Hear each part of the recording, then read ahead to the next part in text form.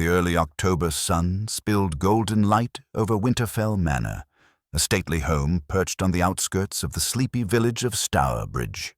Its ivy-clad walls, though venerable with age, retained an air of dignified grace, and the manicured gardens were alive with the chatter of summer's last guests. This was the day of Lady Helena Winter's annual garden party, an event that had grown over the years from a modest affair into one of the village's social highlights.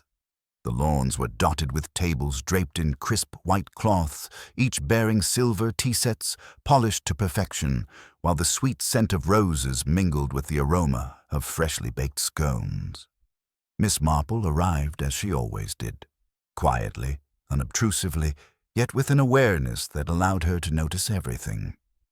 Clad in her customary tweed coat and hat, she carried a small wicker basket with her knitting neatly tucked inside, though she had no intention of touching it today. She preferred observation over handiwork when in the company of the lively and often gossipy residents of Stourbridge. From the edge of the garden, she surveyed the scene, her eyes moving not over the flowers, but over the people, the subtle gestures, the tense smiles, the little signs of unease masked by polite laughter.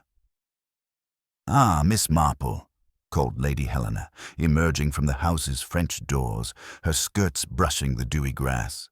Her vibrant red hair caught the sunlight, giving her an almost theatrical presence. "I was hoping you'd come. Everyone insists you must join us for tea, but I know your busy schedule. You always have your investigations to occupy you." Miss Marple inclined her head politely. "Thank you, Lady Helena. I do enjoy a good cup of tea, but more so, I enjoy observing. People often reveal themselves when they think no one is paying attention." She allowed a small, knowing smile to curl her lips. Lady Helena's laugh rang out like a silver bell. The guests were a motley assembly of the village's prominent families, alongside a few curious outsiders. Dr. Anthony Hambleton, the local physician, fussed over the tea arrangements, offering his usual pompous advice on proper etiquette, while spilling just a little cream on the tablecloth. Nearby, Mrs. Ivy Pemberton, who prided herself on her knowledge of everyone's business, whispered eagerly to Mrs. Susan Radcliffe about a rumored engagement.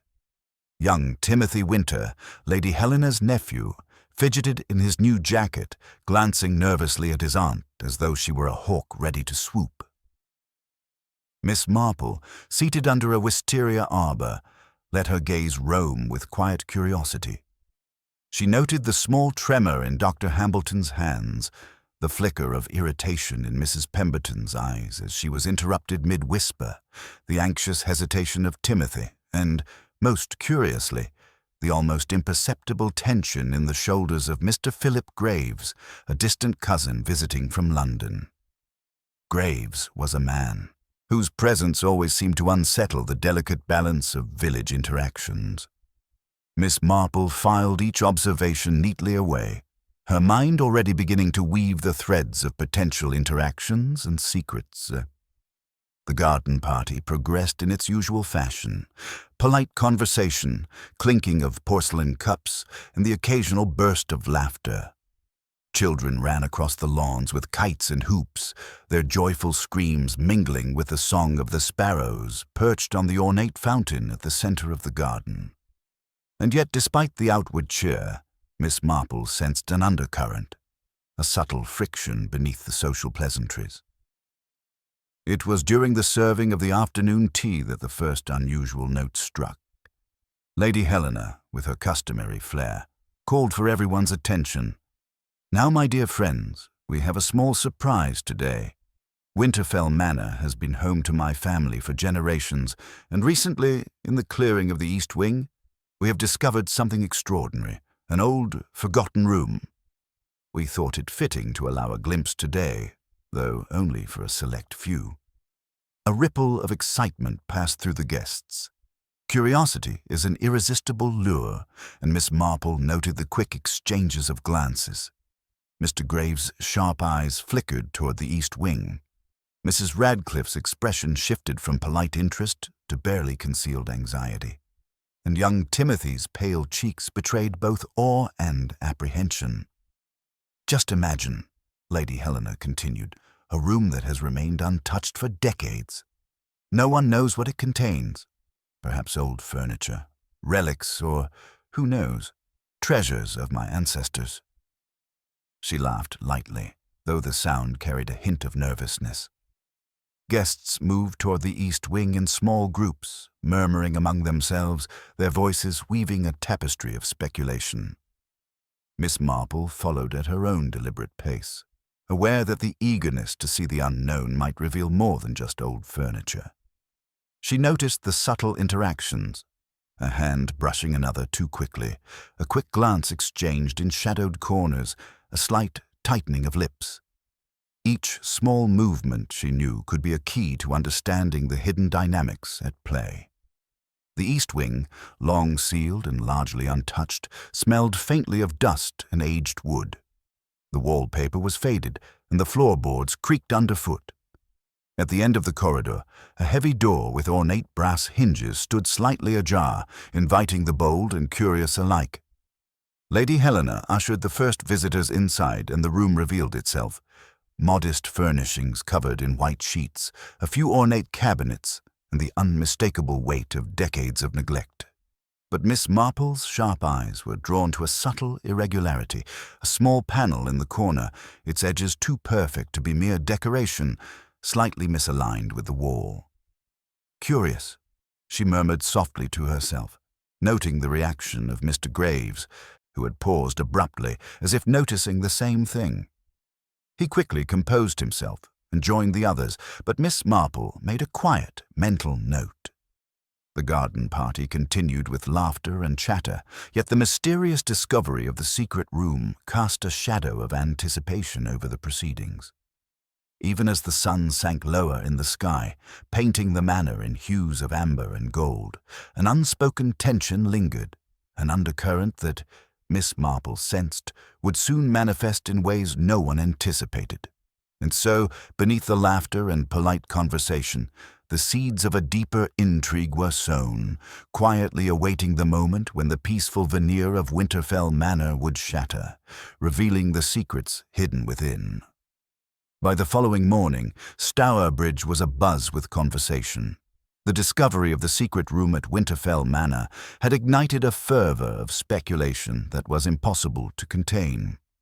In the village, news traveled faster than the wind across the open fields, and no corner of Stourbridge remained untouched by the intrigue.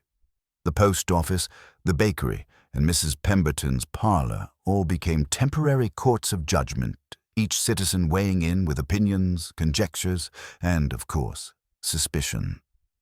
Miss Marple, for her part, walked the narrow lanes with her familiar, unhurried pace, observing the subtle ways in which the news had altered human behavior.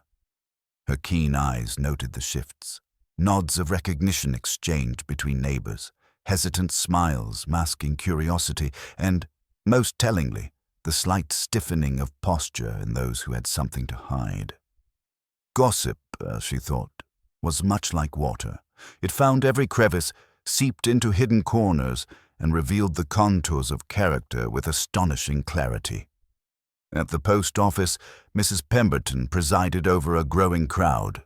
Her spectacles perched precariously on the tip of her nose, she clutched a small notebook in which she meticulously recorded every detail she heard, as if preparing a formal report for some unseen authority.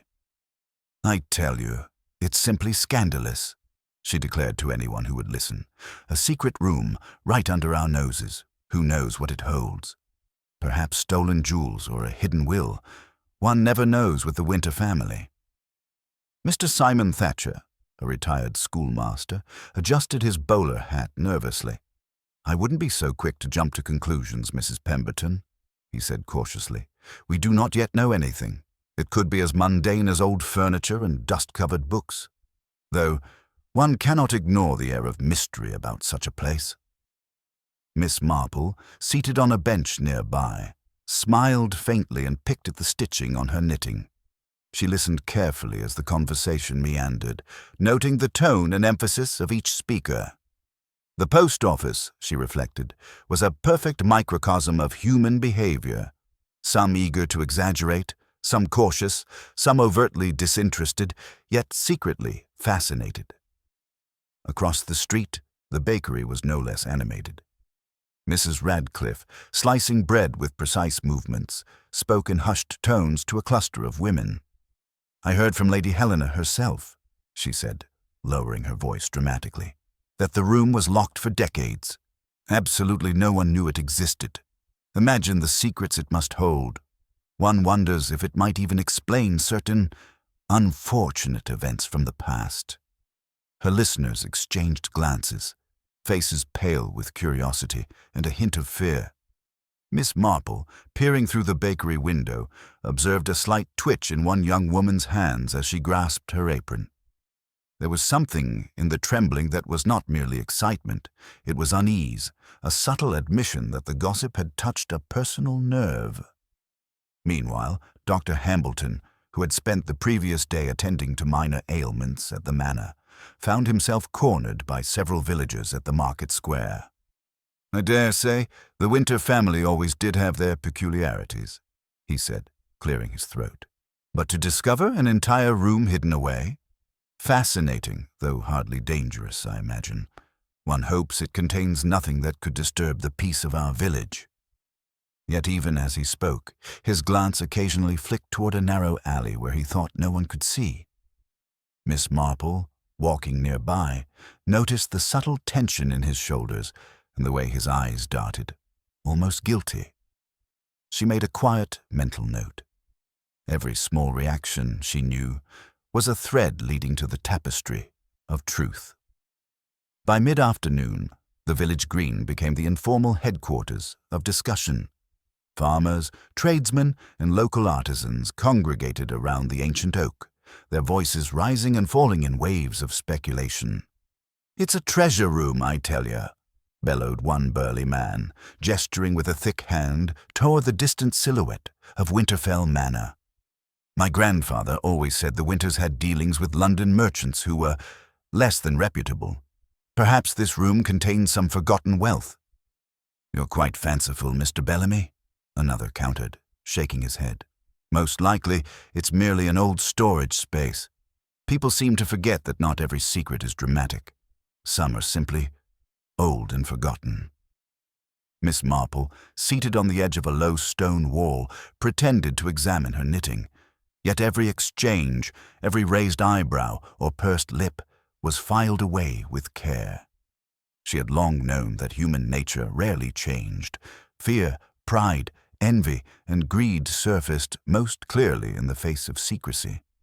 And in Stourbridge, the revelation of the hidden room was already laying bare the intricate web of relationships, rivalries, and resentments that had long lain beneath the village's polite surface. A particularly revealing moment occurred when Mr. Philip Graves entered the green, seemingly unaware of the scrutiny his arrival drew.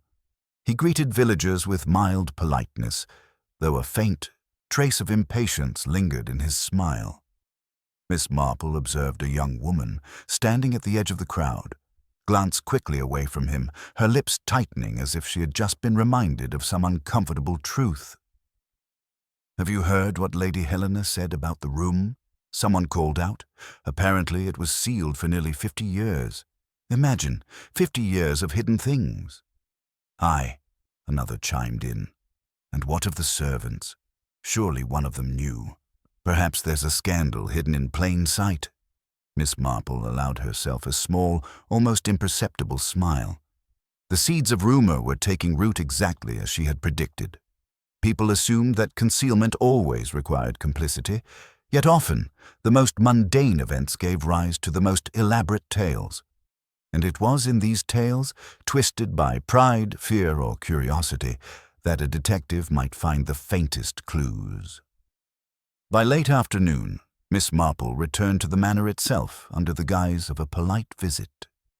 Lady Helena received her warmly, oblivious to the observations Miss Marple had already made in the village. Over tea, their conversation was light, filled with polite inquiries about the guests, the gardens, and the weather. Yet beneath this surface, Miss Marple's mind turned with quiet determination, cataloguing each reaction she had witnessed that day. She had seen tension, curiosity, fear, and perhaps even guilt, but most importantly, she had begun to see the patterns. A hidden room, she mused, was rarely discovered without reason. And when discovered, it revealed more than objects. It revealed people. As the sun dipped below the horizon, casting long shadows across the manicured lawns of Winterfell Manor, Miss Marple stood once more by the wisteria arbor, knitting forgotten. She listened to the gentle rustle of the leaves, the distant calls of birds returning to roost, and the soft murmur of voices as servants concluded their duties. In that quiet, she felt the first stirrings of a mystery, subtle, delicate, and dangerous. Yes, she thought, the village was speaking, revealing itself in whispers and half-truth. And Miss Marple, as ever, was listening. The morning after the garden party, Miss Marple awoke to a delicate frost dusting the village rooftops and hedgerows. The air carried a crispness that suggested winter was only just around the corner, yet her thoughts remained firmly on Winterfell Manor. The previous day's events, Lady Helena's garden party, the sudden excitement over the secret room and the villagers' whispered speculations, had left her with a peculiar feeling. Something about the room, about the reactions it had provoked, felt unsettled, though she could not yet articulate precisely why. With her usual quiet deliberation, she set off toward the manor, carrying only a small satchel and her knitting. She was greeted immediately by the familiar sight of Lady Helena in the walled garden, fussing over a cluster of chrysanthemums as though the flowers could conceal the truth of the world's mysteries. "Good morning, Miss Marple," Lady Helena said brightly, though her voice carried a note of tension. "I hope you slept well. Do come. The servants are preparing breakfast, and I thought we might have a look at the room again if you wish." Miss Marple inclined her head politely. "Thank you, Lady Helena. I thought it best to walk quietly and observe this morning. There is much to notice in the small movements of people, and the village has been particularly animated since yesterday." Lady Helena laughed lightly, brushing soil from her gloves. "Ah, the village, always full of gossip. Sometimes I wonder if they care more for secrets than for truth." Miss Marple allowed the comment to hang in the air without response, her mind already tracing the threads of behavior she had witnessed. As she approached the east wing once more, she noted the subtle changes in the manor itself. The servants moved with careful efficiency, yet some glanced furtively at the panel in the corner of the room, exchanging subtle, hurried glances. One might call it curiosity. Miss Marple called it human instinct at work. Entering the room, she allowed herself a leisurely inspection. The air smelled faintly of dust and old wood, carrying the faint tang of wax polish that had long since lost its initial sharpness. Miss Marple's eyes, however, were drawn not to the obvious, the covered furniture or the cabinets, but to small details.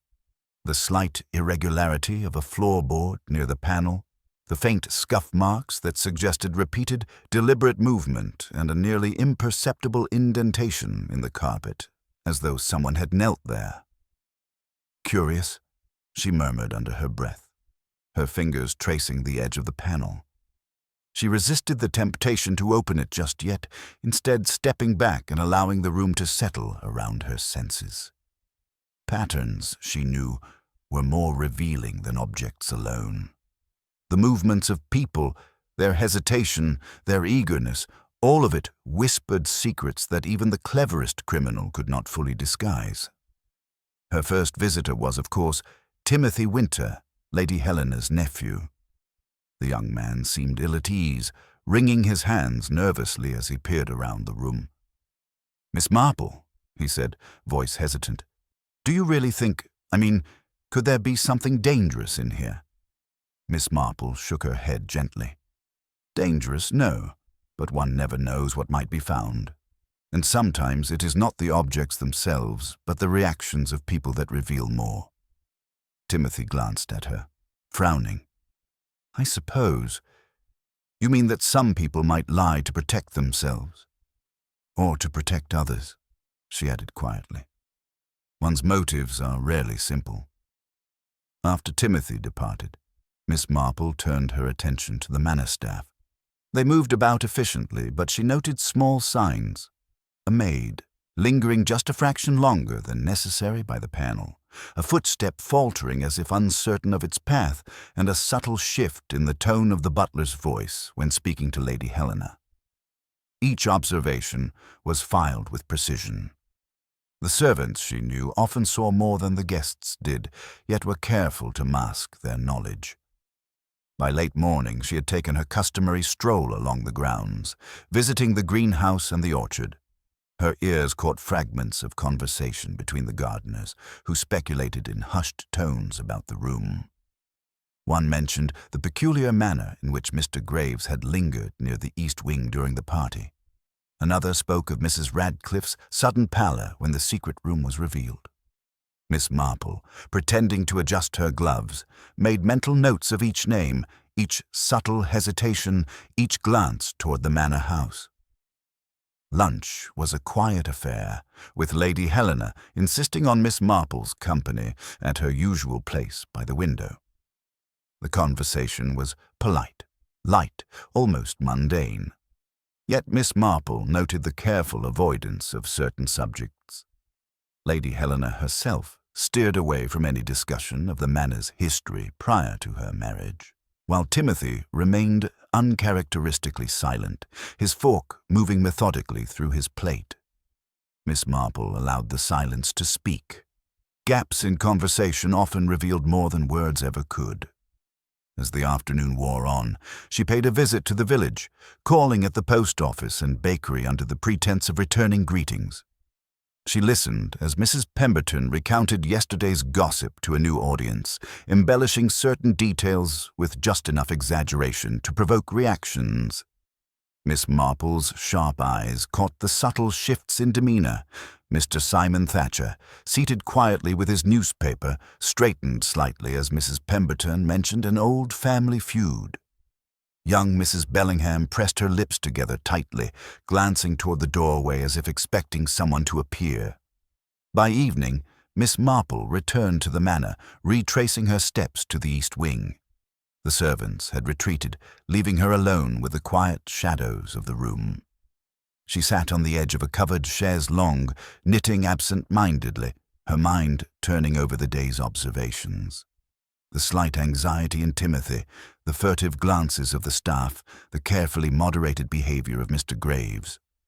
All were pieces of a larger puzzle, and the secret room itself, she sensed, was the linchpin around which the village's hidden tensions would pivot.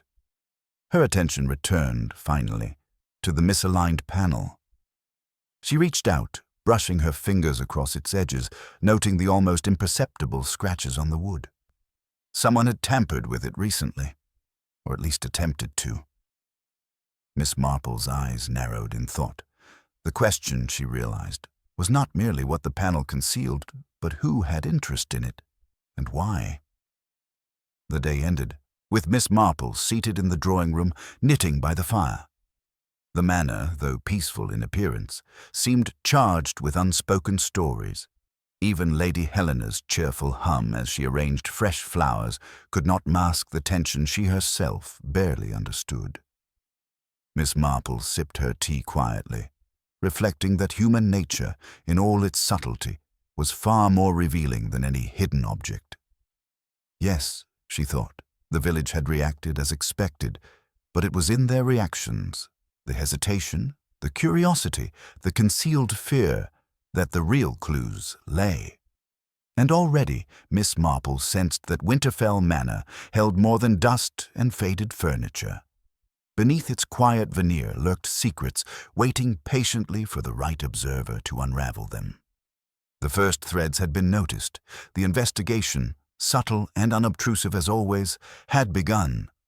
And Miss Marple, ever patient, was listening with the precision of one who understood that in human behavior, as in life, the smallest detail often held the greatest truth. It was the morning after the first rumors of the secret room had begun to settle that Winterfell Manor awoke to an altogether different tension. Lady Helena moved with an unusual briskness, ensuring that windows were polished, rugs swept, and silverware gleaming. Yet even her efforts could not disguise a certain apprehension. Something, it seemed, had shifted overnight, though no outward crime had yet occurred. The first hint of disturbance arrived with Inspector Harold Finch of the County Constabulary, a man whose reputation for thoroughness was matched only by his conviction in following the most obvious trail. Finch, a tall, solidly built man with keen eyes and an overcoat that seemed perpetually too warm for the season, entered the manor with a brisk efficiency, surveying the garden and interior as though measuring each detail against an invisible checklist. "Good morning, Lady Helena," he said with formal politeness. "We received word from the village that something unusual has been discovered here." "Yes, Inspector," Lady Helena replied, her voice carrying both relief and a touch of anxiety. "It is merely a room that was forgotten over the years, yet I confess, the attention it has drawn is disconcerting." Miss Marple, seated near the hearth with her knitting, inclined her head politely. "Inspector Finch," she said softly, "you are welcome to look around, of course, though I suspect the room will reveal nothing dangerous. Curiosity is far more common than crime, you know." The inspector's eyes flicked toward her, noting the small, unassuming woman who seemed both present and invisible. "I am aware of your reputation, Miss Marple," he said stiffly, "though I am here to ascertain facts rather than speculate." As the inspector began his methodical inspection, Lady Helena gathered the household and invited Miss Marple to join her in reviewing the guest list from the garden party. It was not long before Miss Marple began to notice patterns in behavior that the inspector either overlooked or dismissed. First, there was Mr. Philip Graves.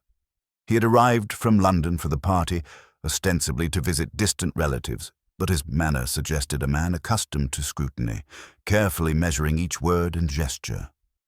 Miss Marple had observed him during the party lingering near the east wing, eyes flicking toward the secret panel as though calculating the possibilities of what lay behind it. Now, under the inspector's polite questioning, Graves maintained a calm exterior, but his hands, resting on the back of a chair, twitched ever so slightly. Then there was Timothy Winter, pale and nervous, who hovered near the doorway. His gaze darted repeatedly toward the east wing, and when asked about the room, he stammered, offering contradictory remarks about whether he had noticed anything unusual. Miss Marple noted the subtle avoidance of eye contact, the way his fingers clenched and unclenched as though struggling to suppress knowledge of some small but significant detail.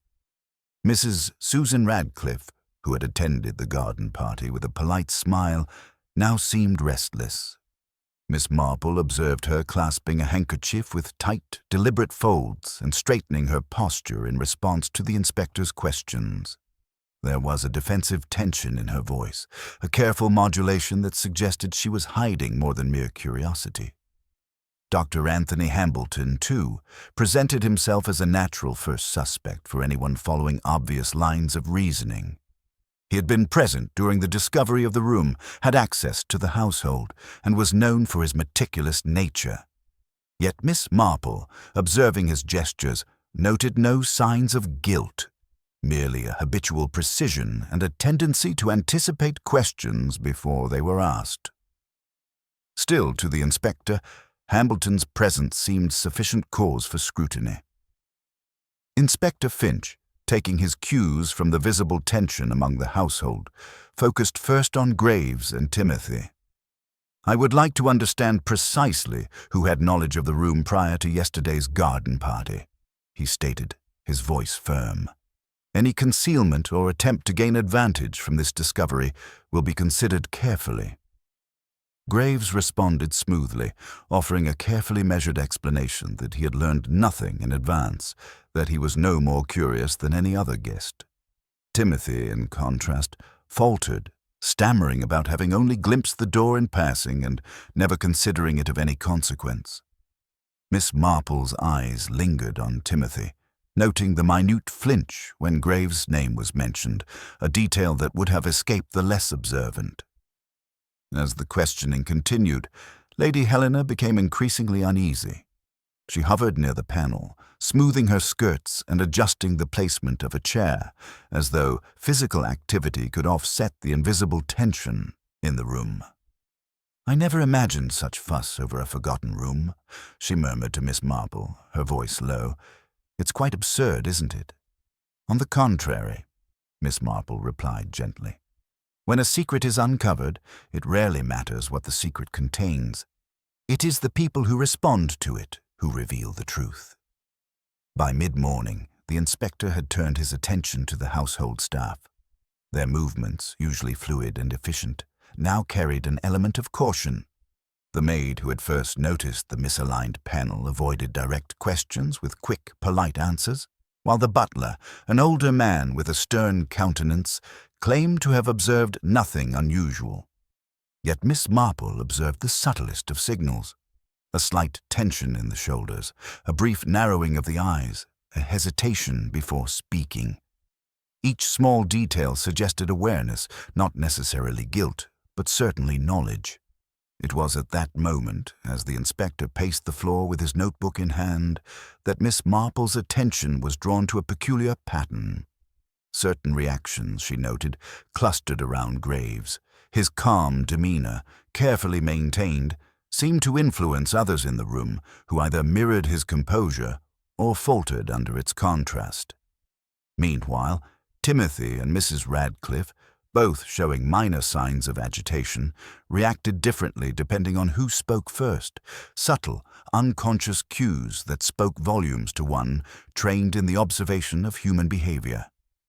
Inspector Finch, ever practical, seemed to focus on the most obvious possibilities. Entry without permission, potential theft, or a hidden passage used for illicit purposes. Miss Marple allowed him this line of investigation, silently noting that the truth often lay not in the obvious, but in what people attempted to conceal beneath the surface. By late afternoon, the inspector had left to follow up on inquiries in the village, leaving Miss Marple alone once more in the east wing. She walked slowly to the secret panel, tracing the edges with her fingers.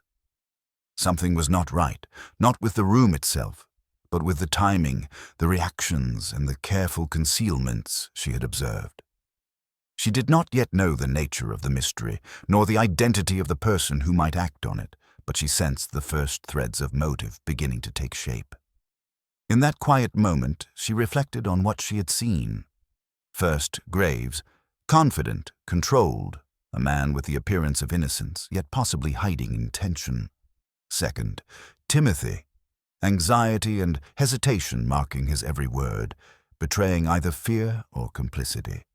Third, Mrs. Radcliffe, careful control of expression and posture, hinting at secrets she had long guarded.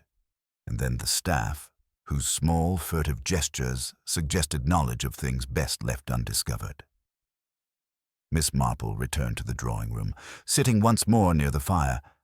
She sipped her tea thoughtfully, considering the patterns she had observed. The room itself, the reactions and the behavior of the first suspects all formed a delicate network of clues, subtle but telling. The mystery had not yet revealed itself fully, but the first suspects had been identified, and the game of observation, her favorite game, was well underway. Yes, she thought, the obvious suspects were being watched closely by the police, yet she understood that appearances were often misleading. It was in the minor hesitations, the tiny inconsistencies, and the delicate tensions of human behavior that the truth would ultimately be revealed. And Miss Marple, ever patient, would watch and wait, letting human nature do the work for her. The morning after Inspector Finch's visit found Winterfell Manor unusually quiet. The manor itself seemed to breathe in measured anticipation, as if aware that the drama of human curiosity had barely begun to unfold. Miss Marple, as always, rose early, her movements deliberate and unhurried. She made her way to the east wing, drawn by a sense of persistence that was not merely curiosity. It was an instinct refined over decades. The secret room awaited her, silent and enigmatic. Its faded wallpaper and dust-covered furniture gave no hint of the deeper story. Yet Miss Marple's keen eye, trained to detect what others overlooked, noted every nuance. A scratch in the floorboard, a smudge of dirt on the skirting board, and the subtle indentation on the carpet where someone had evidently knelt. It was these small, unassuming details, invisible to most, that often revealed the intentions and movements of those around them. As she examined the panel in the corner, her mind drifted back to the reactions of the villagers during the garden party and the inspector's questioning. Certain gestures and fleeting expressions, she realized, now made sense in a new light. There had been a minor but persistent detail she had noticed before, something that had seemed inconsequential at the time, a faint mark on the corner of the secretary desk, almost invisible beneath the accumulated dust. With a delicate touch, she moved closer, bending slightly to inspect the mark. It was a tiny indentation, irregular yet deliberate. The mark was not consistent with the passage of time. It had been made recently. Miss Marple's eyes narrowed in thought. The position of the mark corresponded almost exactly to the edge of the misaligned panel. Someone had leaned against the desk to reach or manipulate the panel without disturbing the obvious surfaces. The implication was subtle but telling. Whoever had approached the panel had done so cautiously, deliberately avoiding the attention of others. The movements were not hurried, nor were they clumsy. Rather, they were precise, suggesting prior knowledge, perhaps even rehearsal. Miss Marple's mind began to assemble a pattern. A careful observer, acting with knowledge and intention. Someone with reason to conceal not only the panel, but the act of interacting with it. She traced the line of the indentation further, noting a faint streak of soil on the floorboards, likely from shoes that had been hastily brushed clean. It was a minor detail, easy to overlook, yet Miss Marple recognized it as significant. The soil, she deduced, was not from the main entrance or the garden. It had a coarser texture, possibly from the back path near the stables, an area less visible to the casual observer. Miss Marple's attention then shifted to the panel itself. She ran her fingers lightly over the edges, noting a subtle difference in the varnish. The surrounding wood had aged uniformly, while the edges of the panel seemed slightly fresher, suggesting it had been disturbed recently. Here, she realized, was proof that someone had not merely noticed the panel. They had interacted with it. The question was, who? Her thoughts turned once more to the people she had observed. Mr. Graves remained a person of interest. His controlled demeanor and measured movements indicated a man accustomed to concealment. Timothy Winter's nervousness suggested either ignorance of the full details or an uneasy awareness. Mrs. Radcliffe's careful modulation of posture and speech hinted at knowledge she preferred to hide. But it was the faint marks in the room, the subtle imperfections in its order, that now seemed to point most insistently toward someone who had taken advantage of the room's secrecy. Miss Marple moved quietly around the room, observing the placement of furniture and the dust patterns on the floor. The areas surrounding the panel were unusually clear of dust, as though someone had brushed aside traces in anticipation of repeated visits. Yet the floorboards bore tiny scratches, a combination of urgency and caution, indicating someone had needed access but had been careful to avoid leaving obvious traces. Then her eyes fell upon a small piece of thread caught on the edge of the desk near the panel. It was fine, dark, and easily missed by anyone not looking closely. Miss Marple picked it up, holding it against the light. The thread's color was distinctive, matching the material of a coat she had seen earlier, Mr. Graves's overcoat, worn the previous day. It was a small clue, almost imperceptible, yet it carried more weight than the most obvious evidence. Someone had brushed against the desk while manipulating the panel, leaving this faint trace behind. Miss Marple allowed herself a quiet smile, satisfied that the first true clue had been uncovered. The inspector's obvious suspects might have seemed guilty to the casual observer, but this subtle piece of evidence pointed to a more precise narrative. Here was proof that the person who had interest in the secret room was meticulous, deliberate, and careful to conceal their actions. Her thoughts then wandered to the reactions she had witnessed among the household and visitors. Timothy had exhibited hesitance, yet the thread indicated that knowledge alone was insufficient to explain the physical traces. Mrs. Radcliffe's tension could be explained as anxiety over discovery, but she had little opportunity to interact with the panel in the manner suggested. Mr. Graves, on the other hand, had both the opportunity and the knowledge, a combination that was, as always, crucial in understanding human behavior. Miss Marple set the thread aside in a small envelope, careful not to disturb any further evidence. Her mind, however, had already begun weaving the narrative that would eventually reveal the truth. The marks, the indentation, the soil, and now the thread, all pointed to a pattern of deliberate investigation, a careful approach to the room that no casual visitor could have achieved. She then considered motive, as human behavior rarely operated without it. The secret room had existed for decades, hidden from all who had lived in the manor. Why would someone now choose to access it?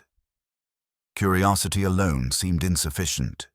The movements and care she had observed suggested a deeper purpose, something linked not merely to the discovery of objects, but to what those objects, or their concealment, represented.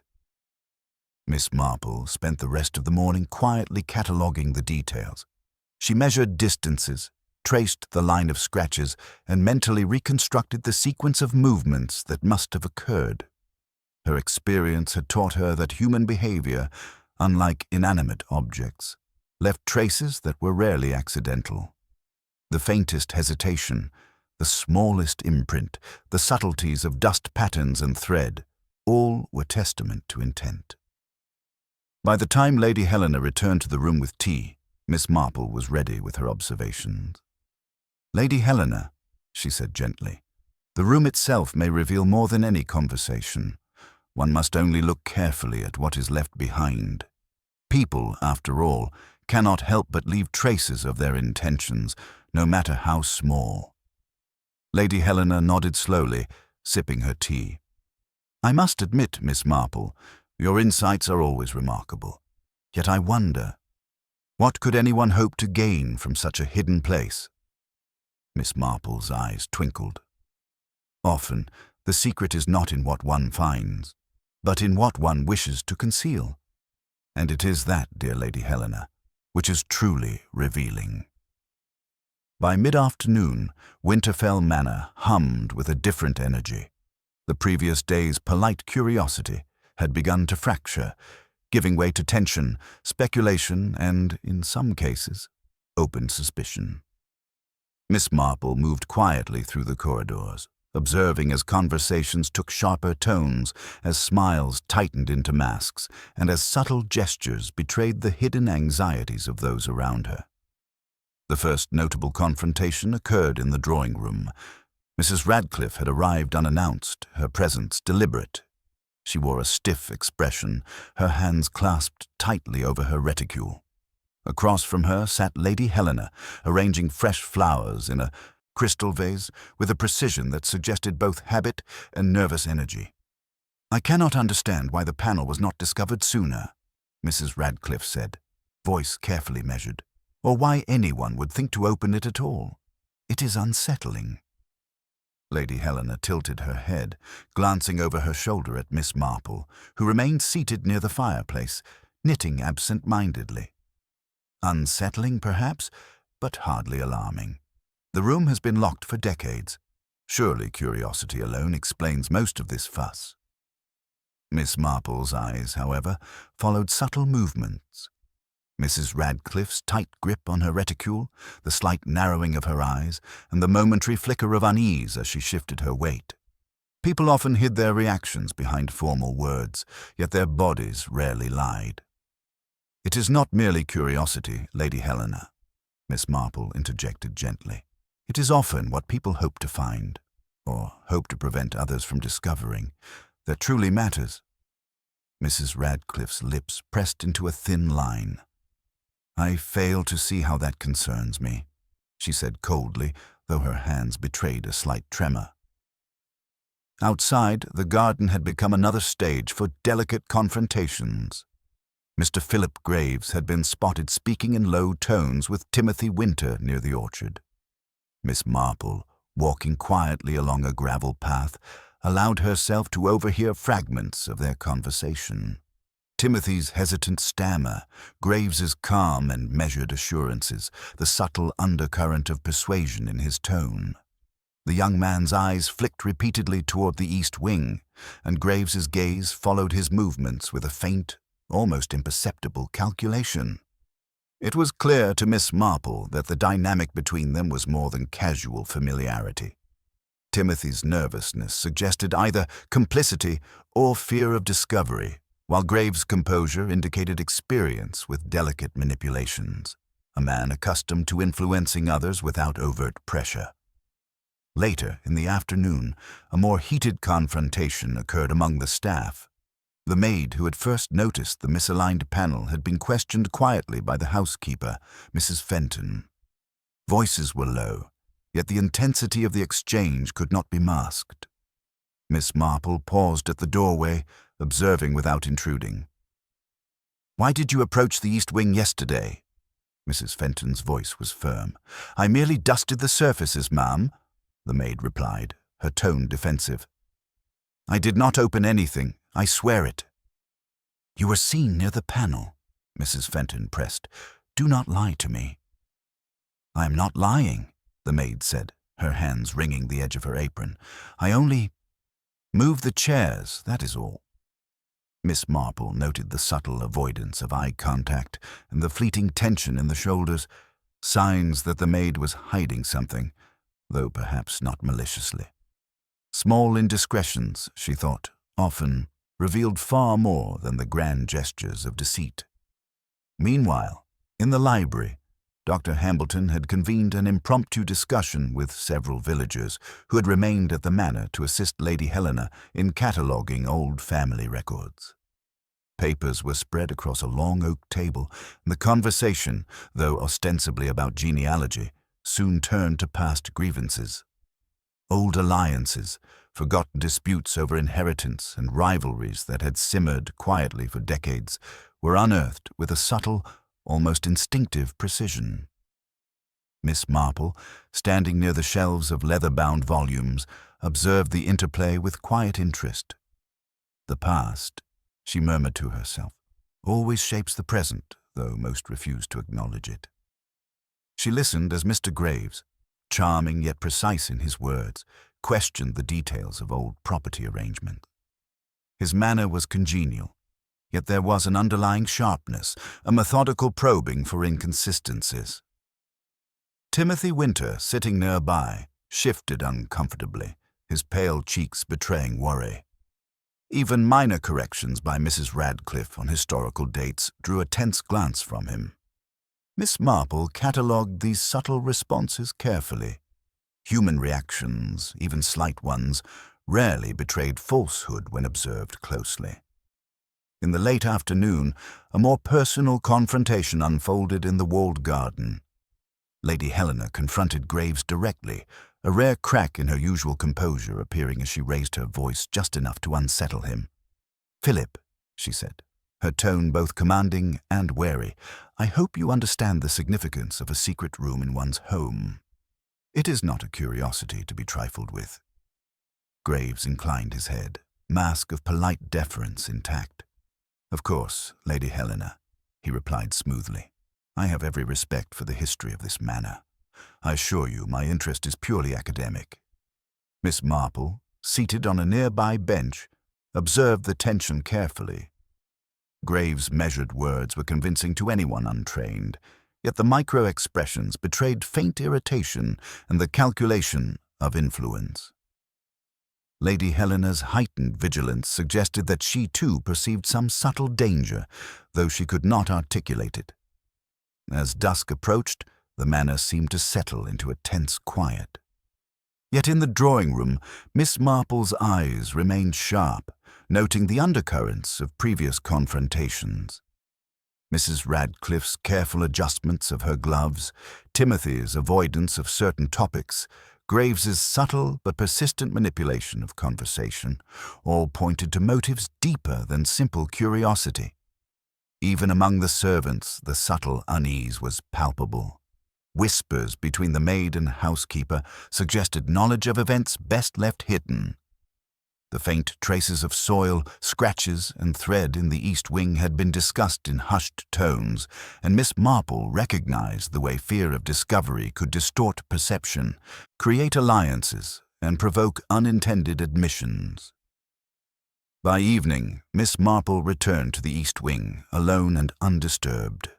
The panel, the faint marks, and the subtle evidence of recent manipulation remained. Yet now, she understood the broader picture. It was not merely the room or its contents that mattered, but the interwoven tensions, resentments, and secrets that the room had exposed. The garden party had been a mere catalyst, stirring dormant grudges and long-held fears to the surface. Miss Marple settled into the chair near the fireplace, knitting quietly. She reflected on the day's events. Confrontations had revealed more than anyone might realize. Patterns of human behavior, subtle but consistent, had begun to emerge. The first suspects had been challenged, their hidden knowledge probed. Relationships, rivalries, and fears were no longer abstract. They were active, visible, and increasingly intertwined with the mystery of the secret room. Yes, she thought, the garden party had been merely the beginning.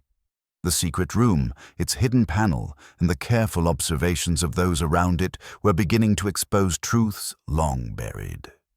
And Miss Marple, as always, would watch patiently, knowing that in the end, human nature itself would provide the final revelations.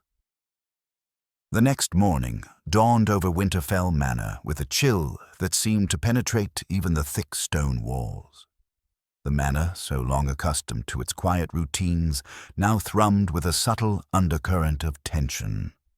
The secret room, the silent witness to yesterday's confrontations, had become more than a curiosity. It was now a fulcrum upon which suspicions, fears, and hidden motives balanced precariously. Miss Marple, as always, rose early and strolled the gardens before breakfast. Her keen eyes scanned the frost-laden hedges and the dew-flecked paths, noting footprints and marks that might easily escape less observant scrutiny. Already she sensed a shift in the air, one subtle but unmistakable. The manor's calm had been disrupted not merely by curiosity or gossip, but by an action that had occurred under the cover of night. It was Timothy Winter who discovered the first sign of disturbance. His voice, tight and high-pitched, carried through the corridors as he rushed toward Lady Helena. "There's been someone in the secret room," he stammered, his face pale. I didn't touch anything, I swear." Lady Helena's expression shifted from mild alarm to genuine concern. "Show me at once, Timothy," she said, her voice steadier than she felt. "Miss Marple, would you come, please?" Miss Marple followed quietly, noting Timothy's rapid, uneven steps and the small beads of sweat forming on his brow, despite the morning chill. The trio reached the east wing, and Miss Marple immediately observed the subtle signs of intrusion. The floorboards bore new scratches. Dust had been disturbed in ways inconsistent with normal movement, and faint marks of soil trailed from the doorway to the panel. Most telling, the panel itself was slightly ajar, as though someone had tested it without completing their task. "This is impossible," Timothy whispered, his voice trembling. "I locked it last night. I'm certain of it." Miss Marple, examining the panel carefully, allowed herself a moment of reflection. "It appears, Timothy," she said softly, "that someone had reason to access this room without attracting attention.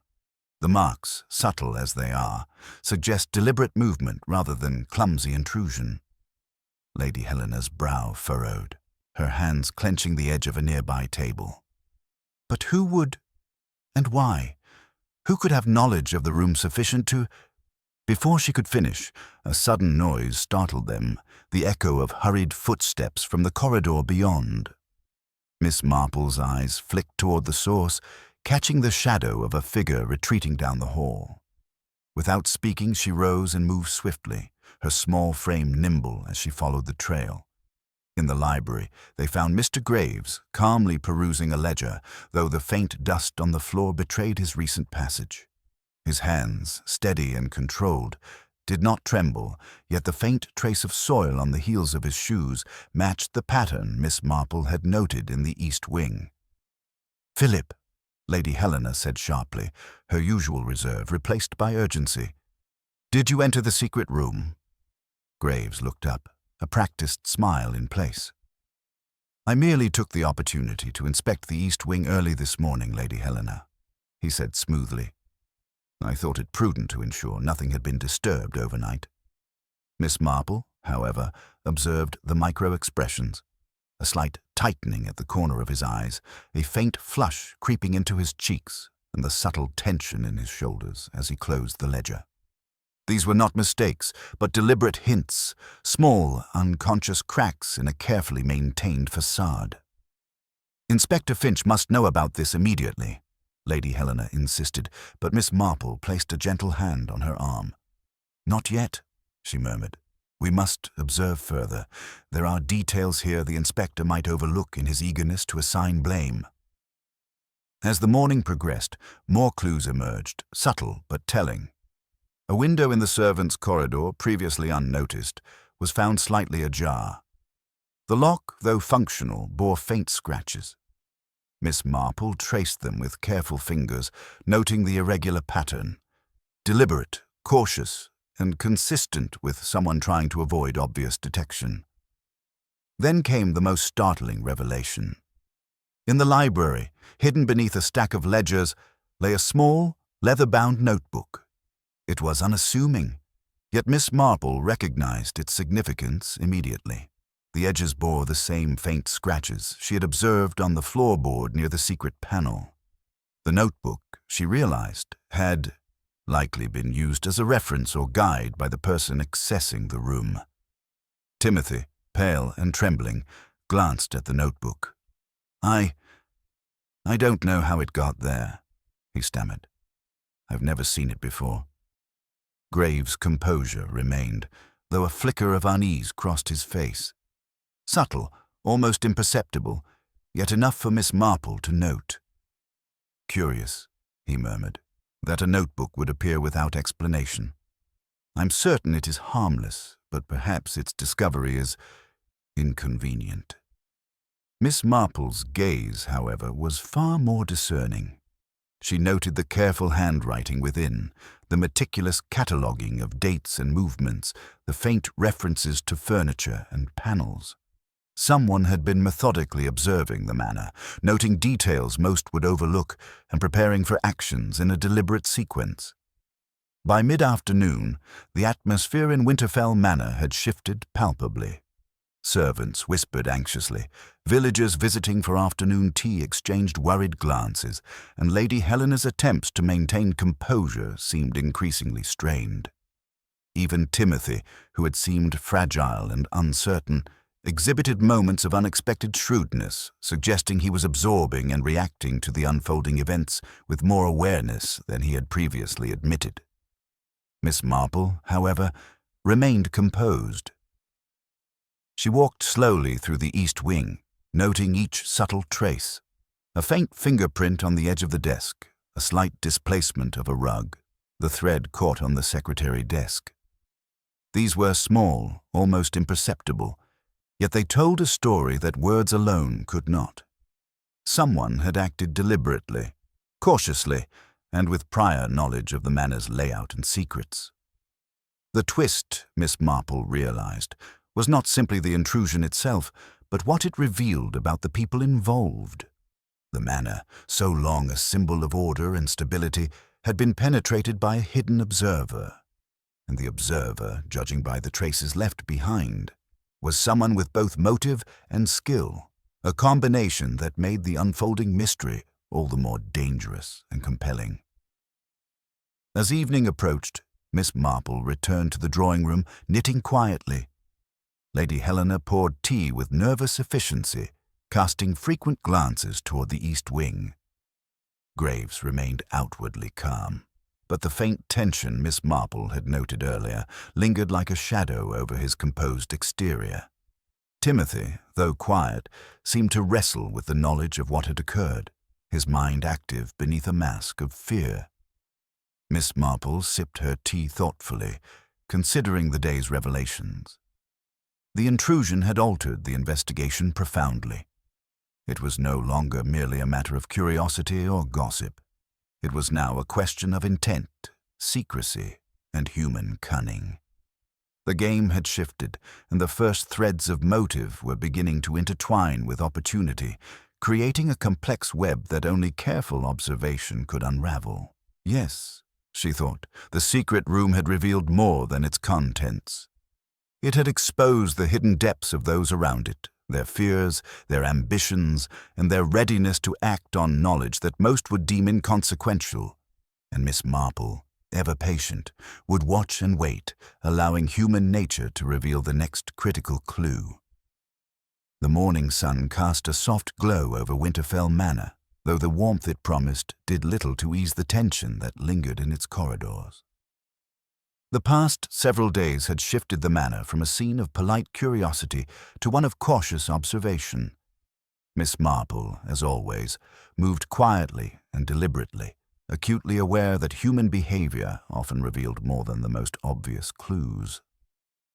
Lady Helena, attempting to maintain an air of calm, had arranged for breakfast in the drawing-room, yet her fingers trembled slightly as she set down the tea and scones.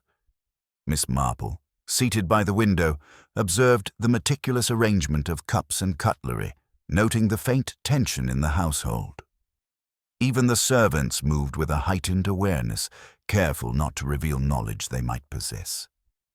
It was at this moment that Miss Marple decided to begin what she internally referred to as her final test.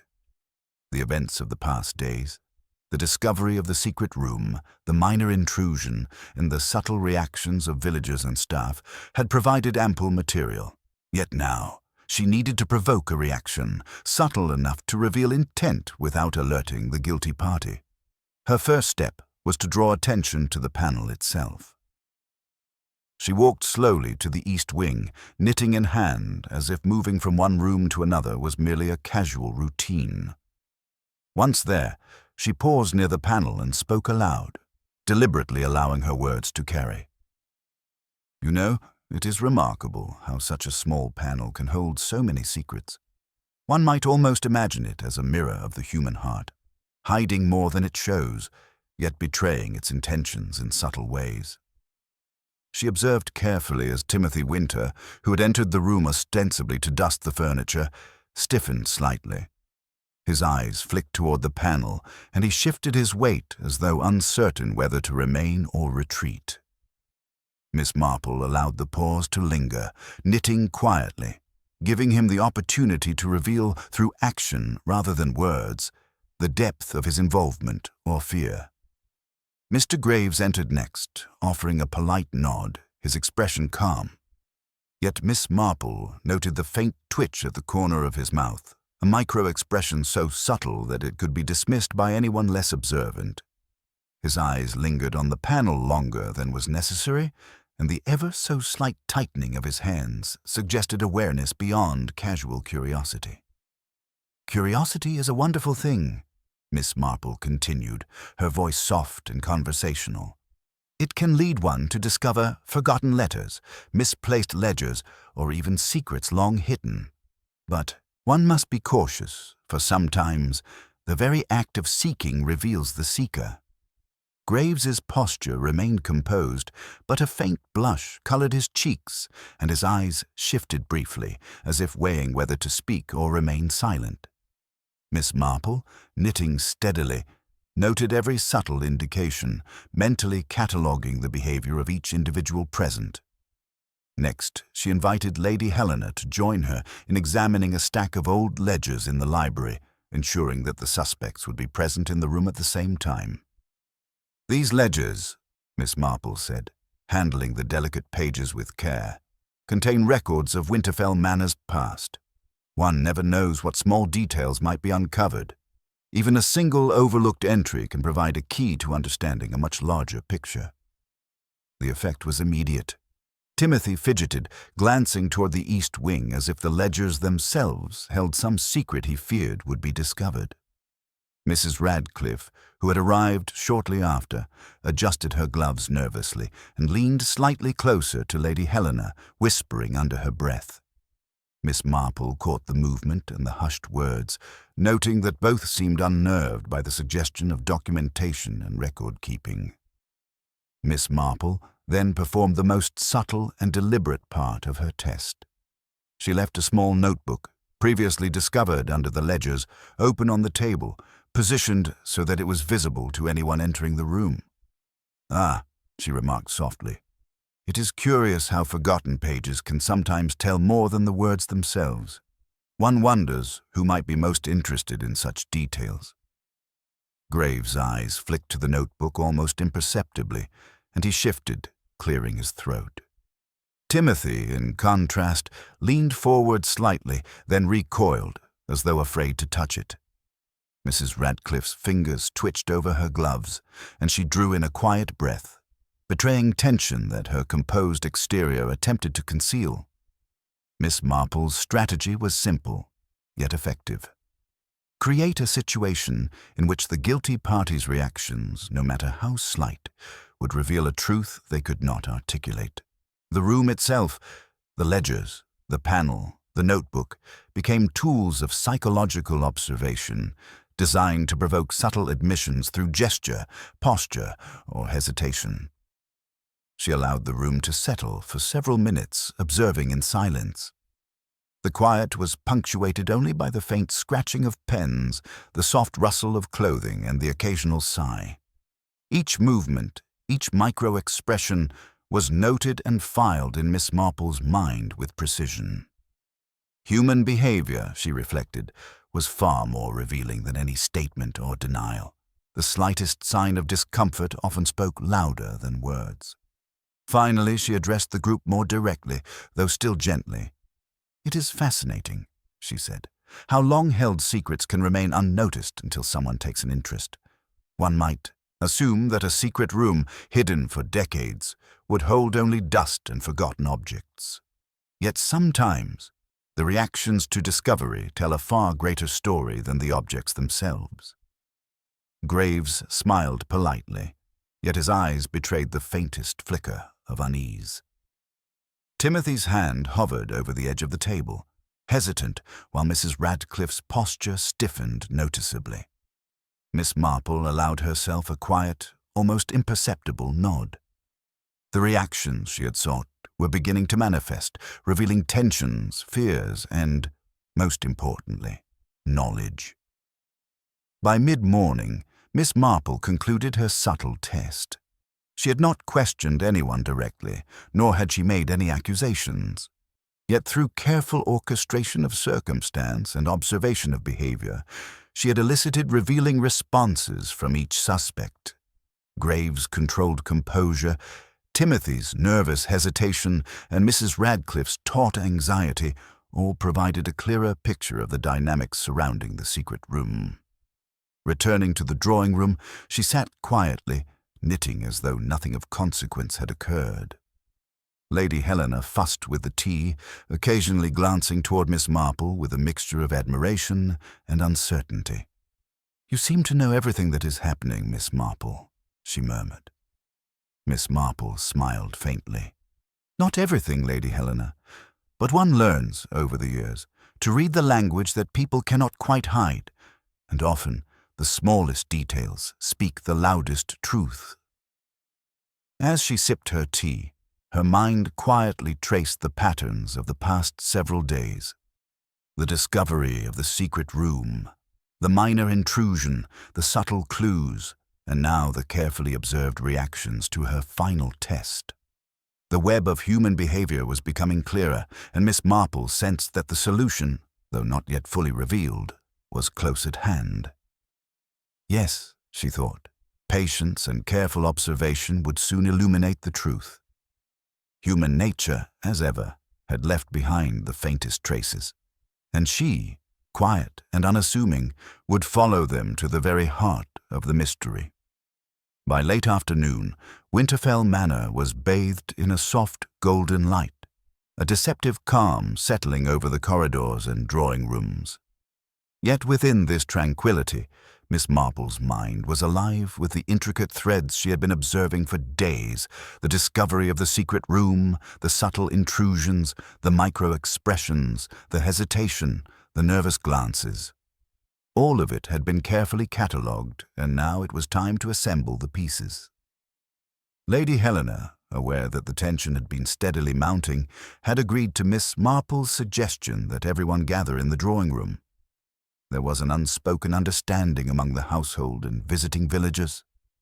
The mystery had reached a point where explanation was inevitable. The room, usually serene, now seemed charged with anticipation. Miss Marple, knitting in her usual chair near the fireplace, looked around at the assembled group, Lady Helena with her composed but anxious air, Timothy Winter fidgeting subtly with the cuff of his sleeve, Mrs. Radcliffe sitting stiffly with her hands clasped over her reticule, and Mr. Philip Graves, calm yet noticeably watchful. The household staff lingered in the background, curious and apprehensive. "Thank you all for gathering," Miss Marple began, her voice soft but carrying an authority that commanded attention. "It seems that the events surrounding the secret room have caused much speculation, unease, and, naturally, curiosity.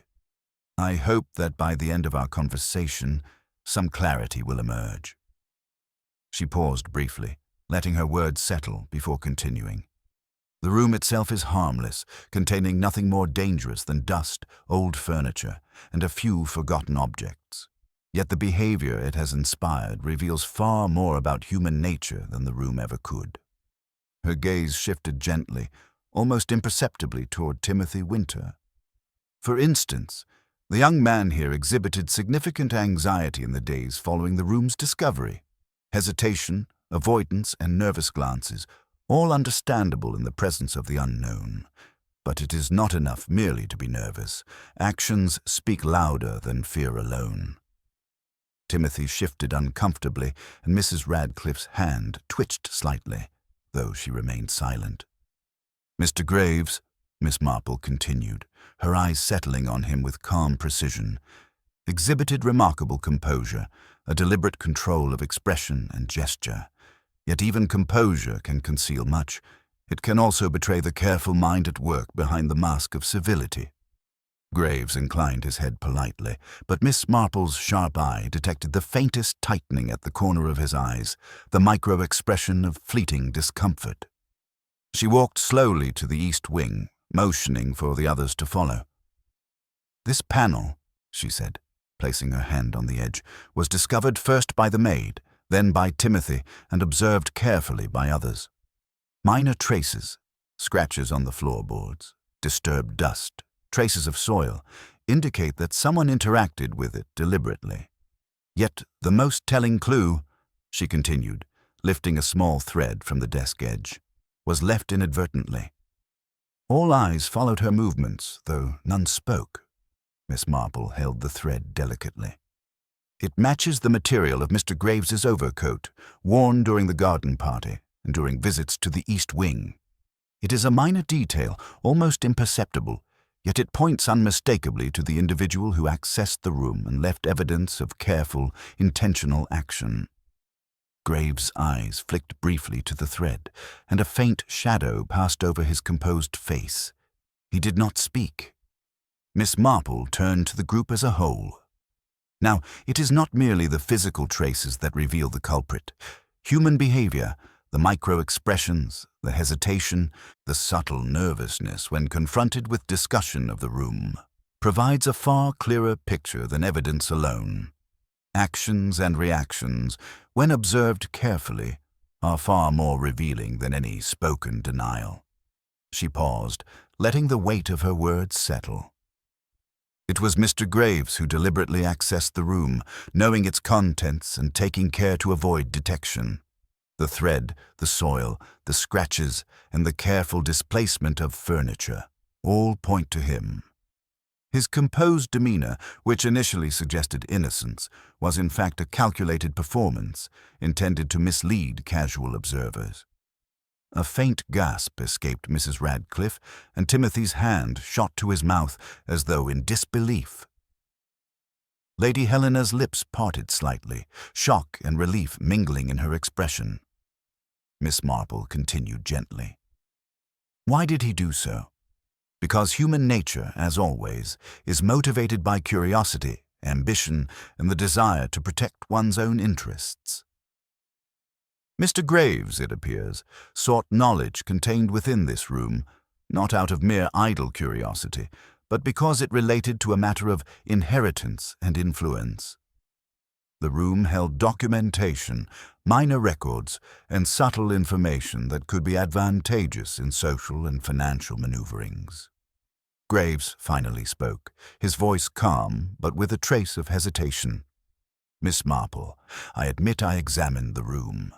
I wished to ensure that no one else had accessed materials that might impact my understanding of family records. I meant no harm. Miss Marple's eyes softened slightly, though her gaze remained steady. Intentions are seldom irrelevant in understanding behavior. Yet, as we have observed, the careful concealment of action and the attempt to mislead others reveal much. In your case, Mr. Graves, it was not the room itself, but your handling of it that has made your involvement apparent. Timothy, recovering some composure, spoke quietly. I knew he might go there. I suspected, but I did not wish to interfere. Mrs. Radcliffe's voice trembled as she addressed Graves. And yet, you put all of us in a state of worry and suspicion. You acted for yourself alone. Graves inclined his head in acknowledgement. Yes, it seems my discretion has been inadequate. Miss Marple folded her knitting and leaned back slightly.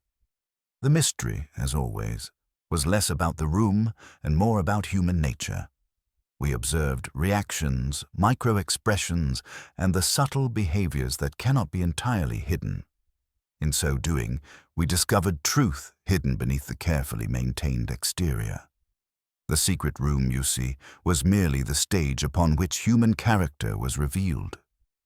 Lady Helena's hands relaxed slightly. And now we understand, she murmured, her voice reflecting relief and quiet admiration. Thank you, Miss Marple, for uncovering what we could not see ourselves. Miss Marple's expression remained serene. It is rarely a question of seeing. Alone, Lady Helena. One must observe thoughtfully, with patience and attention to the subtleties of human behavior. In the end, people reveal themselves in the smallest gestures, the briefest hesitation, and the tiniest trace of action. The room's contents were insignificant. The responses to them were everything. With that, she returned to her chair, knitting once more, leaving the group to reflect on her explanation. The room, which had once been a source of curiosity and anxiety, now seemed merely a backdrop to the revelation of human character. Mr. Graves's culpability had been exposed, yet not with harsh judgment, only with clarity and insight. The manor, for the first time in days, seemed to exhale. The mystery had been solved not by force or confrontation, but by careful observation and the patient study of human behavior. And Miss Marple, as always, had guided the truth to light with quiet precision, leaving all to marvel at her understated genius. The days following the revelation at Winterfell Manor passed with a gradual return to normalcy, though an air of quiet unease lingered over the estate. The secret room, now fully understood, had become a topic of polite, cautious conversation, its mysteries resolved, but its existence a constant reminder of the complexities hidden beneath the serene surface of village life. Lady Helena moved about the manor with her usual grace. Yet the soft lines around her eyes hinted at the strain of recent events. She busied herself with routine matters, yet every so often her gaze drifted toward the east wing, where the panel remained closed and untouched. There was an unspoken acknowledgement that the room had revealed more than its contents. It had illuminated the hidden motives and concealed ambitions of those who had moved within the house. Miss Marple, as always, observed quietly from her favorite chair in the drawing-room. She had resumed her knitting, the rhythmic motion of needles a gentle accompaniment to her contemplative thoughts. Though the immediate crisis had passed, she knew that human behavior, in all its subtlety, continued to unfold in ways both predictable and surprising. The patterns she had discerned, the micro-expressions and small gestures, had guided her to the truth. But the study of people, she reflected, was never complete. Timothy Winter, for his part, displayed a mixture of relief and lingering unease. The knowledge that Mr. Graves had acted alone brought him comfort, yet he remained aware of how close he had come to being implicated, if only by association or misinterpretation. His quiet manners and hesitant voice suggested that the events had left a lasting impression on his understanding of trust, observation, and human character. Mrs. Radcliffe, though outwardly composed, showed subtle signs of reflection. She had been startled by the revelation of Mr. Graves's actions and the ease with which they had been concealed beneath a veneer of politeness. In her interactions with the household, she now displayed a gentler approach, as if conscious that human motivations were rarely simple and often hidden beneath layers of custom and restraint. Mr. Graves himself, though maintaining outward civility, seemed tempered by the experience. The exposure of his careful manipulation and deliberate intrusion had not been met with overt condemnation, yet the knowledge that every subtle action had been observed and interpreted left a residue of humility, a tacit acknowledgement that even the most carefully maintained facade could not entirely escape scrutiny. The household staff, too, adjusted to the new equilibrium. The maid, once nervous and uncertain, moved with renewed confidence, her awareness of the secret room and its mysteries sharpening her understanding of discretion and observation. Mrs. Fenton, the housekeeper, monitored the routines with a keener eye, subtly ensuring that minor irregularities did not go unnoticed. In the quiet hum of domestic activity, life at Winterfell Manor resumed its rhythm, though tempered by the lessons learned from the recent events. Village life beyond the manor also reflected a subdued change. Conversations at the local market, once focused on ordinary matters, now carried a faint undercurrent of curiosity and reflection.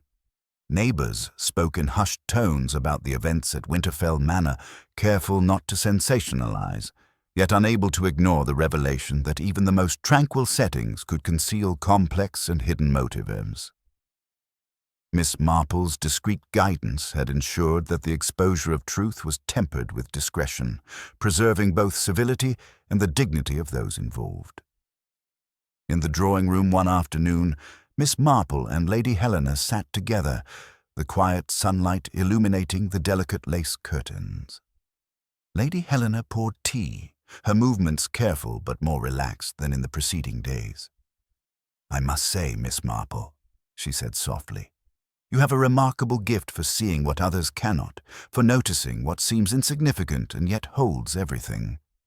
Miss Marple's eyes twinkled with gentle amusement.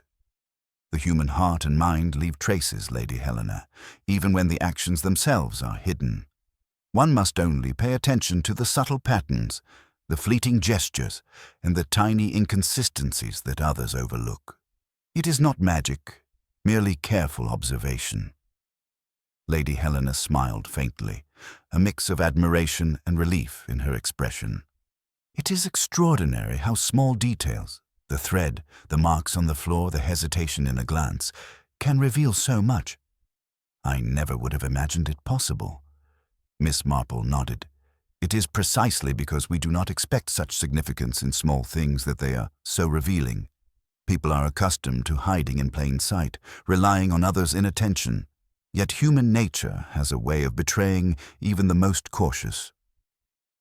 The conversation drifted, as it often did, to reflections on the broader implications of the recent events. Lady Helena spoke of the importance of vigilance, of understanding the intentions of those around her, and of the delicate balance between trust and awareness. Miss Marple, for her part, encouraged patience and subtle observation, emphasizing that the lessons of Winterfell Manor extended beyond the immediate mystery to the everyday understanding of character and behavior. By evening, the manor had settled into a gentle calm. The secret room, now closed and left untouched, stood as a quiet testament to the complexity of human motives. Miss Marple, knitting by the fire, reflected on the intricate interplay of curiosity, ambition, and concealment that had unfolded over the past days. The resolution of the mystery had brought relief, yet it also reaffirmed the enduring truth that human nature, with all its subtleties, could never be entirely predicted or controlled. Lady Helena paused by the window, gazing at the gardens where frost glistened in the fading light. "It is strange," she murmured, "how a single room can reveal so much about people, about relationships, and about character." Miss Marple, her needles moving with quiet precision, replied softly, "Rooms themselves hold little meaning, Lady Helena. It is the people who inhabit them, their choices, their fears, and their ambitions that provide the true story, and often it is in the smallest gestures, the briefest hesitations, and the faintest traces that the truth is written."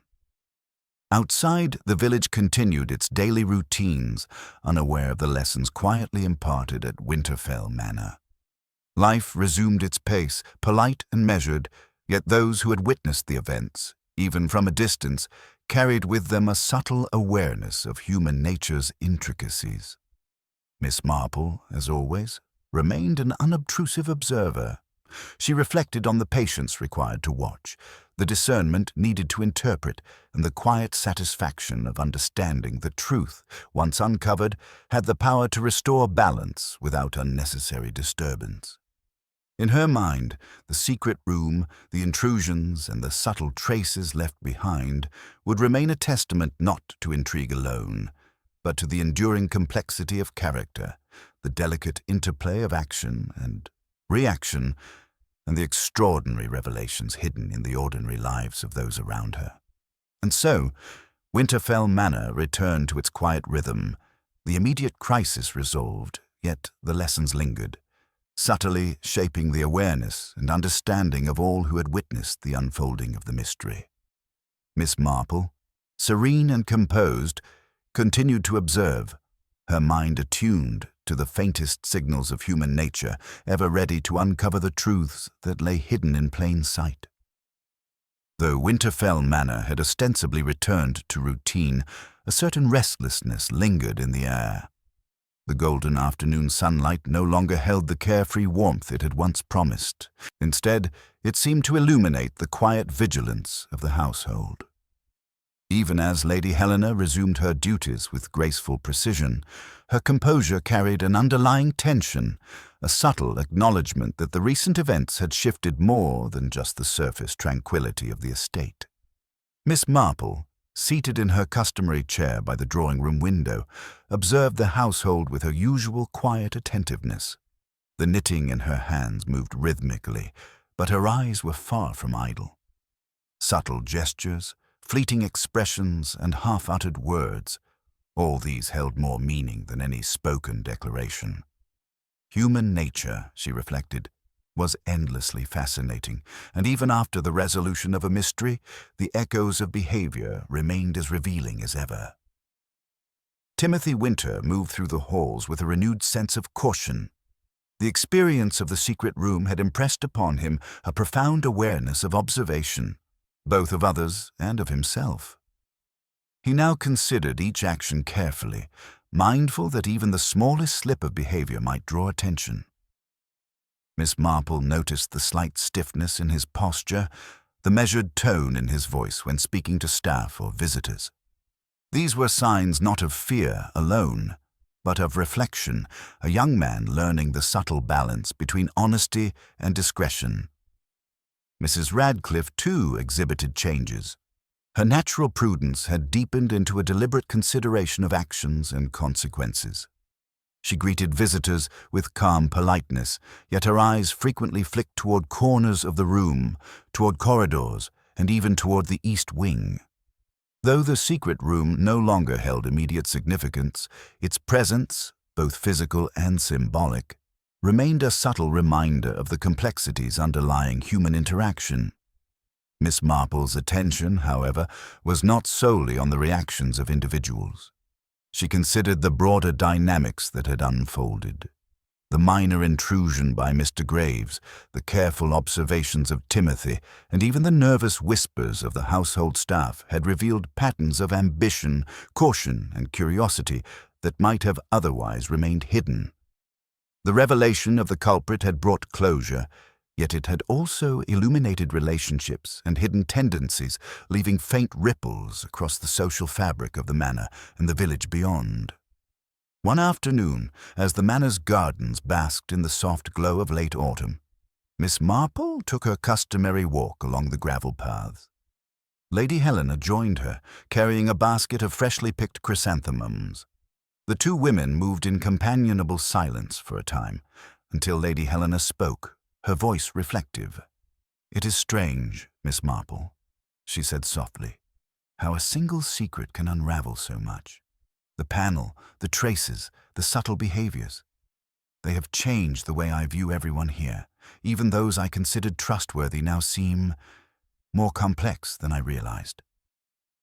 Miss Marple smiled faintly, her eyes scanning the frost-kissed flower beds. "Trust is never as simple as one might wish, Lady Helena.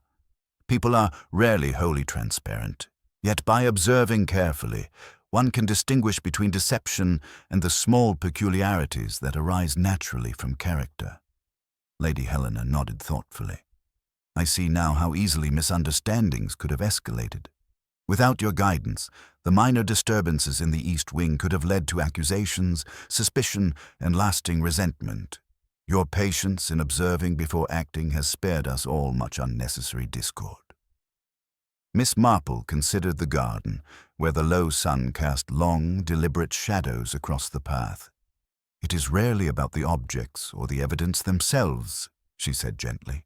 "Rather, it is about the responses to those objects, the choices people make when confronted with curiosity, temptation, or the unknown.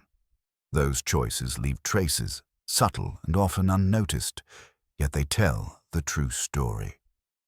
Later in the drawing room, Timothy approached Miss Marple with an air of tentative confidence. He carried a small folder of papers, the corners worn and frayed from careful handling. "Miss Marple," he began hesitantly, "I wanted to thank you for showing me how important it is to pay attention. I'd not realized how easily one's actions could be read by others." Miss Marple regarded him kindly. "Awareness is the first step, Timothy. The more observant one becomes, the better one understands both oneself and those around. And remember, it is not merely observation, but reflection upon what one sees that leads to true understanding." Timothy nodded, a faint smile breaking through his previously nervous demeanor. "I will remember, Miss Marple, and I will be more cautious in the future."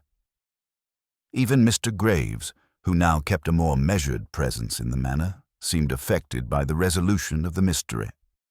He moved quietly through the corridors, no longer attempting subtle manipulations or tests of patience. While his outward composure remained, Miss Marple noted the slight reduction in his previous air of control. The exposure of his actions had introduced humility, however faint, and an awareness that careful observation could uncover even the most deliberate concealments. The household staff, too, had adjusted. The maid, once prone to nervous movements, now carried herself with a steady, professional air. Mrs. Fenton, the housekeeper, maintained her watchful eye over daily routines, though she had grown more understanding, recognizing that errors and uncertainties were natural, even among those she supervised. In every corner of Winterfell Manor, the subtle lessons of observation, patience, and awareness had taken root.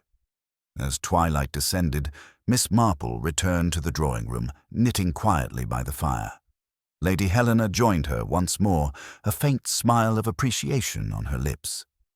"It seems," she said softly, "that Winterfell Manor has returned to normal, yet I feel we are all changed. The events of these past days have left a mark, not in fear, but in understanding." Miss Marple inclined her head. "That is the truest outcome of any discovery, Lady Helena. The objects themselves may hold little significance. It is the lessons they teach us, through the study of human behavior and character, that endure. We learn, we reflect, and we carry that understanding forward." Outside, the village continued its steady rhythms. Conversations, though polite and measured, now carried the faintest awareness of the lessons learned at Winterfell Manor. People spoke more carefully, observed more thoughtfully, and considered more deliberately the actions and intentions of those around them. The mystery had concluded, yet its influence subtly shaped the perspectives of all who had witnessed it, directly or indirectly. Miss Marple, as always, remained quietly observant, her mind attuned to the faintest traces of human nature. The secret room had revealed more than its contents. It had illuminated ambition, fear, deception, and integrity in ways that no one could have anticipated. And as she settled into her chair, knitting calmly as evening fell, she reflected once more on the endless fascination of human character, its intricacies, its subtleties, and its enduring capacity to reveal truth in the smallest gestures and the briefest expressions. The manor was quiet, the mystery resolved, yet the study of human nature, Miss Marple knew, was never truly complete. And with that quiet reflection, Winterfell Manor returned to its rhythm, forever changed, yet outwardly serene, its residents carrying forward the lessons revealed within the shadows of a secret room. The crisp chill of early winter settled over Winterfell Manor, painting the gardens with frost and coating the winding paths in delicate crystalline patterns.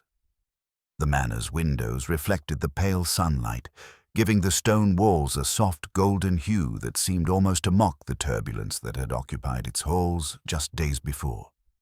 Yet inside, a quiet sense of resolution had begun to permeate the rooms and corridors. Miss Marple, seated in her favorite armchair by the fireplace, observed the gentle bustle of the manor. Servants moved with practiced efficiency, each action measured and deliberate, reflecting both the routines of domestic life and the subtle lessons learned from recent events.